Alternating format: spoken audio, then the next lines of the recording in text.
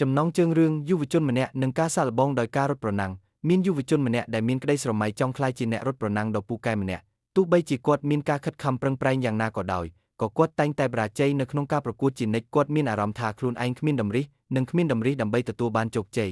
ថ្ងៃមួយគាត់បានសម្រេចចិត្តទៅសួរព្រះសង្ឃចាស់មួយអង្គដែលរស់នៅលើកំពូលភ្នំដ៏ខ្ពស់ព្រះសង្ឃមានសង្ឃដីកាថាដើម្បីទទួលបានជោគជ័យឯងត្រូវតែស៊ូទ្រាំនឹងការឈឺចាប់និងមិនត្រូវបោះបង់ចោលក្តីសង្ឃឹមឡើយយុវជនមានការភ្ញាក់ផ្អើលនិងពេញចិត្តយ៉ាងខ្លាំងគាត់បានរៀនមេរៀនដ៏មានតម្លៃពីព្រះសង្ឃនោះ